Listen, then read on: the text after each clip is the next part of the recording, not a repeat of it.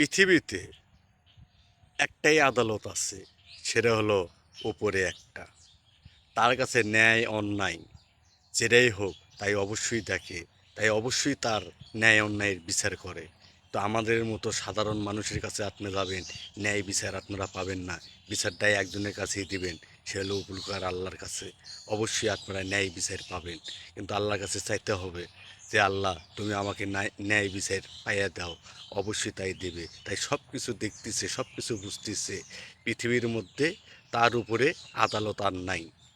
এই জন্য আপনাকে বলতেছি যে আপনারা ন্যায় অন্যায় যদি চান, এই বিচারটা যদি চান, আল্লাহর কাছে চান, আল্লাহ অবশ্যই আপনাকে ন্যায় অন্যায় বিচার অবশ্যই আপনাকে দিয়ে দেবে।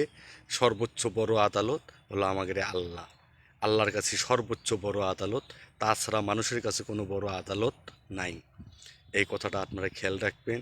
আর আপনাকে বারবার বলতেছি, ভাই আপনারা সবাই নামাজ পড়েন, পাঁচ ওয়াক্ত বান্দা নামাজ কালাম পড়েন, আল্লাহর কাছে ফরিয়াদ করেন।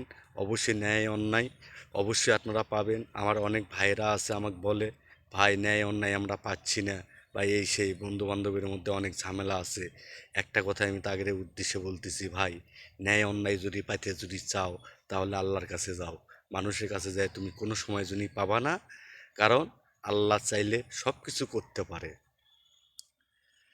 গরিবের থেকে বড় লোক, বড় লোক থেকে গরিব বানাতে কোনো টাইম লাগে না। একবার নিঃস্বর মধ্যে এই যে কয়েকদিন আগে মনে করেন যে আপনি কী গরমের গরম, মানে মানুষ অনেকেই মানে প্রেশার নেমে যাচ্ছে, বিভিন্ন রকমের সমস্যা। আল্লাহ তালা দেখেন এরম একটা পদ্ধতি, কয়েকদিনের এই যে বৃষ্টি নামার পরে মানুষ অনেক শান্ত, আর গরমের তাপমাত্রাও কমে গেছে। কারণ আল্লাহ কি না করতে পারে, আল্লাহ সব কিছু করতে পারে। এই জন্য আমি বলতেছি, ভাই আমরা সবাই আল্লাহর পথে আসি। আসল কথা আমরা আল্লাহর পথে আমরা বুঝি জানি সবই, কিন্তু আল্লাহর পথে আমরা আসি না। সোনার ভাই, সবাই আসবেন, নামাজ রোজা করবেন, এটাই আপনাদের কাছে আশা। আর এই জন্যে আমার এই ভিডিওটা বানান। অবশ্যই আমি আশা করব আপনারা আমার এই ভিডিওটা দেখে অবশ্যই নামাজ কালামের দিকে আর আল্লাহর প্রতি বিশ্বাস আপনাদের জানি বেশি বেশি জানি আসে, এটাই কামনা করছি। আসসালামু আলাইকুম। আপনারা সবাই ভালো থাকবেন, সুস্থ থাকবেন।